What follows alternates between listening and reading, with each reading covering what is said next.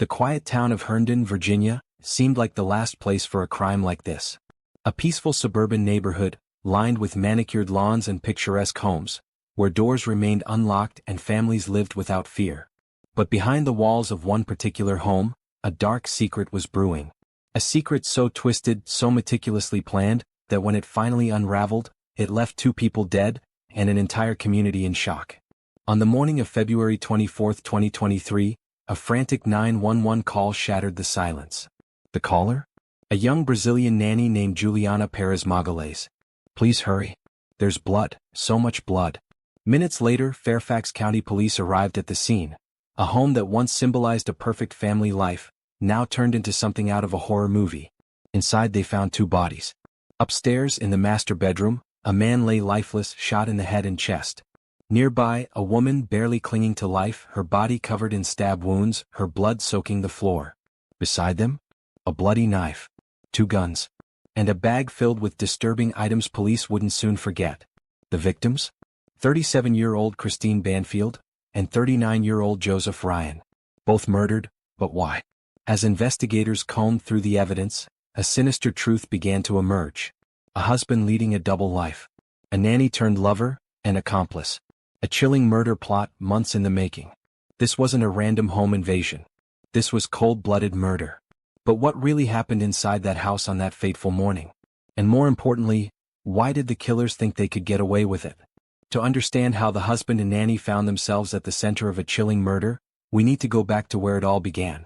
Christine Banfield was the kind of woman people remembered, not for any grand achievements or fame, but for the quiet kindness she brought into the world. At 37 years old, she had built a life many would envy. A devoted wife, a loving mother, and a respected nurse at a suburban Virginia hospital. Her world revolved around helping others, whether it was her patients, her family, or even complete strangers. During the COVID-19 pandemic, when the world seemed to be collapsing into fear and isolation, Christine remained a beacon of hope. She stood on the front lines, risking her life daily to care for those who had no one else. One patient in particular, Rodrigo Valderrama, still remembers the woman who saved him. When he woke up from a weeks-long coma, confused and weak, Christine was there, her face the first he saw. "She shaved me," he later recalled. "She helped me set up a Zoom call with my family." It wasn't part of her job, but Christine went beyond the call of duty, because that was who she was. But outside the hospital, Christine had another role, one that meant even more to her. She was a mother. Her 4-year-old daughter, Valerie, was her world. Every spare moment she had, she spent with her. In online neighborhood groups, Christine was a familiar name. She was always looking for ways to make life better for her little girl. Asking for recommendations on toys, looking for someone to fix a doll she loved, finding a good dog boarding facility for the family's husky. She had no idea that the biggest danger to her family wasn't outside her home, but living within it. Christine and her husband, Brendan Banfield, had built a comfortable life together. They had a home, careers, and a daughter they adored. But like many working parents, they struggled with the daily demands of balancing careers and raising a child. In 2021, Christine made a decision that, at the time, seemed like the best solution for her family. She hired an au pair, a live-in nanny from South America, to help care for Valerie. Her name was Juliana Perez Magalhães. A 22-year-old Brazilian woman, bright-eyed, eager, and seemingly trustworthy. Christine welcomed Juliana into her home as if she were family. She wanted her to feel at home, even going as far as asking a friend for restaurant recommendations to make her transition easier. She never questioned it. Never suspected that Juliana was anything more than a young woman looking for a new experience, a chance to travel, and an opportunity to grow. But Christine was wrong. Very wrong. Because behind closed doors, Juliana wasn't just helping with childcare. She was slowly weaving herself into the life Christine had built. First into their home. Then into their marriage. And soon into something far darker. Christine never saw the betrayal coming. She was completely unaware that the woman she welcomed into her home would one day help take her life. From the outside, Brendan Banfield had it all. A successful career, a beautiful home, a loving wife, and a daughter who adored him. At 38 years old, he had carved out a solid place in the world. A special agent in the IRS Criminal Investigation Division, a position that came with power, authority, and the kind of respectability that masked his true nature. To those who knew him, Brendan was charming, polished, and well-spoken. A man who could hold a conversation about tax fraud 1 minute and play the role of the perfect family man the next. But behind the mask of stability, a storm was brewing. Brendan and Christine had met in college. She was studying nursing and he was on his way to becoming an accountant. They married young, full of hope, full of plans. They built a life together. Their dreams took shape when they opened a children's math tutoring center in Mauritius, New York, an idea that combined Brendan's love for numbers with Christine's passion for helping kids succeed. It was meant to be the start of something great. But dreams have a way of changing. In 2019, Brendan was offered an opportunity with the IRS in Virginia. A move that promised career growth, financial security, and a fresh start for their growing family. Christine agreed. She left behind their tutoring center, their life in New York, and followed her husband to Herndon, Virginia. For a while things were good. Normal. Christine worked as a nurse. Brendan spent his days investigating financial crimes, and at home they raised their daughter, Valerie. But something was missing. By 2022, Brendan had grown bored, restless, disconnected. His marriage no longer excited him.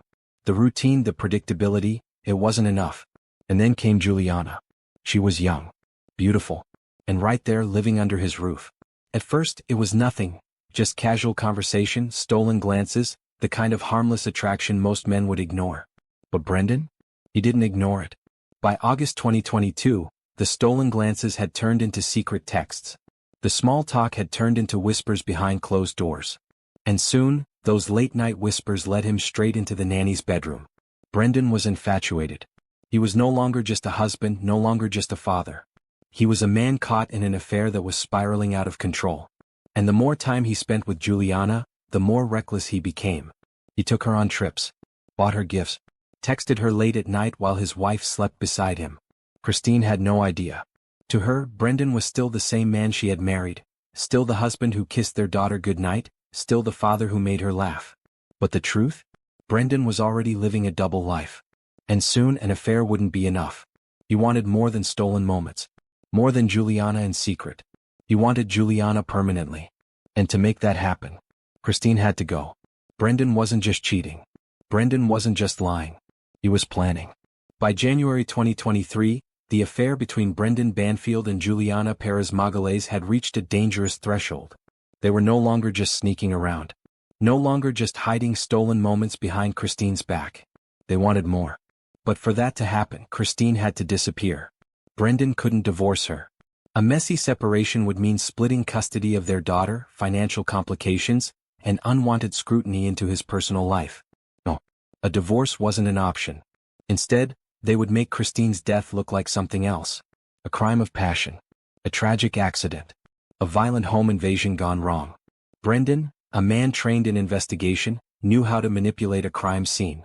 He understood what police would look for, how forensic evidence could be spun, and, most importantly, how to make someone else take the fall. That was when he came up with a plan so twisted, so disturbing, it would send shockwaves through the entire community. Brendan created a fake profile on a fetish website. A dark corner of the internet where people sought out violent roleplay, submission fantasies, and extreme encounters. He needed a stranger. Someone with no connection to his family. Someone willing to step into a carefully constructed trap. That someone was Joseph Ryan. 39 years old. A man who lived on the fringes of society. A man looking for something thrilling, something new. Through the profile, Brendan posed as Christine. He described her as a willing participant, eager for a night of rough, violent play. There would be bondage. There would be submission. There would be a knife involved. The stage was being set. And Joseph Ryan had no idea that the night he thought would be an experience like no other, would instead be his last. Brendan and Juliana crafted their alibi. On the morning of February 24, 2023, Brendan left the house as usual. Christine at home believed it was just another day. But Brendan wasn't going to work. Instead, he drove to a McDonald's nearby, waiting for the signal. At 7:17 a.m. Juliana called. Inside the house, Joseph Ryan had arrived, expecting the encounter Brendan had promised. Juliana, playing the role of Christine, led him into the master bedroom. Then everything changed. Brendan, responding to the call, returned home. He entered through the basement where his 4-year-old daughter, Valerie, was left alone. Upstairs, the trap had been sprung. Joseph Ryan was alone with Christine. Brendan and Juliana burst into the bedroom. Christine was naked, confused, vulnerable, exactly how they needed her to be. That's when Brendan pulled his gun. He aimed it at Joseph, shouted, "Police officer," and pulled the trigger. A single gunshot to the head. Joseph Ryan fell to the floor. Christine, screaming, had no time to react. Because before she could, Brendan turned the knife on her, stabbing her again, and again, and again. The woman he had once promised to love. The mother of his child. Now nothing more than a body on the floor. Juliana, still holding a gun, took one final shot, aimed at Joseph's chest. It had to look real. It had to look like a struggle. A home invasion gone horribly wrong. And just like that, the crime was complete. At 7:22 a.m., Juliana made the first 911 call. Her voice shaking. Panicked. "Please hurry. There's blood, so much blood." The dispatcher tried to get details. "Who's hurt?" Juliana, breathing heavily, played the part well. "I don't know, I just walked in. My boss's wife, she's bleeding. Oh my God." She was convincing. Everything was going according to plan. But the moment officers arrived, they knew something wasn't right. The staged crime scene wasn't as perfect as Brendan thought. The story was falling apart. And the truth? It was only just beginning to unravel. When Fairfax County officers arrived at 13200 Stable Brook Way, the scene that greeted them was nothing short of horrifying. 2 bodies. 2 killers standing over them. And a 4-year-old child, alone in the basement. As officers pushed through the front door, the house was eerily silent. A silence thick with the stench of blood. Then Juliana's voice, trembling, shaking. "He attacked her. He had a knife." She pointed toward the lifeless body of Joseph Ryan.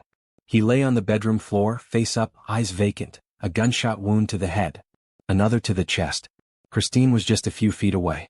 Naked except for her socks. Her throat slashed open. Blood pooling beneath her. Nearby, officers found a knife, 2 handguns, a bag filled with fetish sex accessories. Evidence of a violent encounter. Evidence of something that didn't add up. As paramedics rushed to Christine's side, desperate to save her, Juliana spun her story. It was him. The intruder. "I wasn't here, I was outside with the baby. I saw him go in, I called Brendan. We got here too late. He was attacking her." Then she turned to Brendan. Tell them what happened." "And Brendan?" He backed her up. They stood together. 2 people bound by murder. "We had no choice," Brendan said, his voice level, controlled. "I fired the first shot. Then, she fired the last. She was scared. She thought he was still alive." A well-rehearsed story. A story that, in their minds, should have been airtight. But it wasn't. Because the evidence told a different story. Detectives took their time. They scanned the room. The bodies. The weapons. And slowly the scene began to talk. Christine's wounds didn't make sense. A stab wound to the neck. A staged attempt to make it look like Ryan had attacked her. But then, 2 shots to the head and chest. A strange sequence of events for a supposed home invasion. And then there was Ryan himself. His body position. His lack of defensive wounds. His clothing, intact, undisturbed. This wasn't a struggle. This was an execution. And the biggest red flag of all? Juliana's gunshot. The final shot. If Ryan had already been dead, why pull the trigger again? Detectives pressed her. "Why did you shoot him?" Her answer? I was scared. I thought he was still moving." A shaky excuse. Too rehearsed. Too convenient. And yet, Brendan stood firm. "It was self-defense," he insisted. "We did what we had to do." But in the corner of the room, the forensic team was already piecing together the truth. While Brendan and Juliana fought to keep their story straight, something else gnawed at the detectives. The child. The 4-year-old girl left in the basement. She had been alone. For how long? While her mother bled out upstairs. While her father pulled the trigger. It was a chilling realization. Had she heard it all? Had she listened as her mother begged for her life? Had she sat in the darkness, unaware that the last time she would see her mother alive was that morning at breakfast? And yet, Brendan didn't ask about her. Neither did Juliana. Their focus was only on themselves. And as detectives stood in that crime scene, one thing became clear. They weren't looking at 2 grieving survivors. They were looking at 2 killers. The crime scene alone had been suspicious. But now, investigators were about to uncover something even more damning. A love affair hidden in plain sight. An affair that held all the answers. And the deeper they dug, the more the facade began to crumble. Detectives began their search for a motive. Christine was dead. Joseph Ryan was dead. But Brendan and Juliana? They were alive. And strangely, they were together. Two together. At first, the questions were subtle. How long have you known Juliana? What was your relationship like? Did Christine ever suspect anything? Brendan remained calm. Cool. Detached. She was our nanny, he said. She helped with Valerie. Nothing more. But outside the interrogation room, the evidence told a different story. A trail of secrets. A web of lies. And soon it became clear, this wasn't just a nanny. This was a mistress. The first discovery? Text messages. Thousands of romantic, explicit texts between Brendan and Juliana. Messages filled with desire. With promises. With plans. Plans for a future together.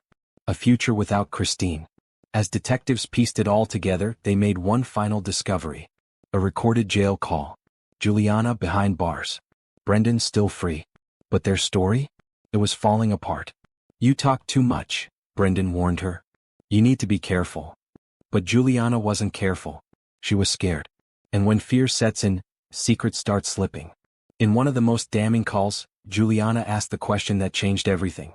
Are you only staying with me because you're afraid I'll turn on you? A moment of silence. Of course not, Brendan replied. But the hesitation said it all. The love affair was crumbling. And soon, so would their lies.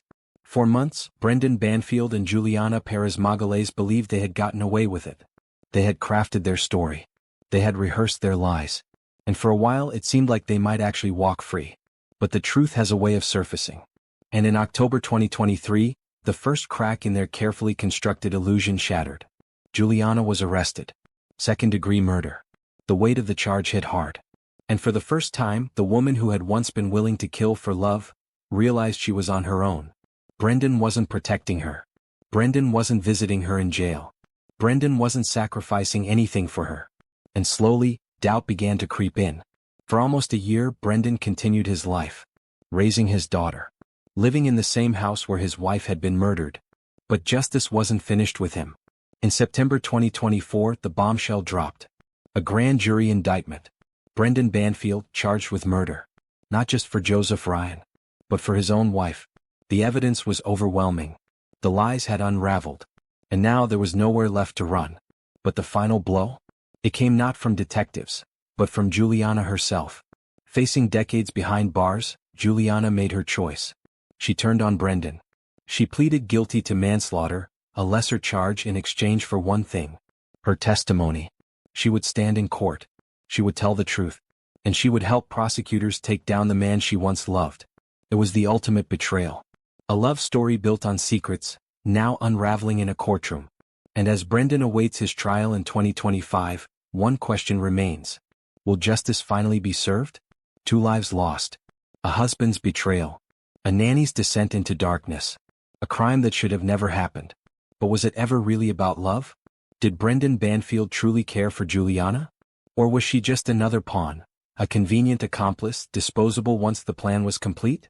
A man who was willing to murder his own wife. Would he have hesitated to do the same to his mistress? And then there's Valerie. A little girl who once had a mother who adored her, and a father she trusted. Now she has neither. One taken by murder. The other by his own selfishness. She will grow up with questions no child should ever have to ask. Why did Daddy hurt Mommy? Why didn't someone stop him? Was I ever safe? And the world? It watched. One affair. 2 murders. A community left in shock. But even with Brendan behind bars, is this justice? Or will he find a way out? After all, he spent years getting away with lies.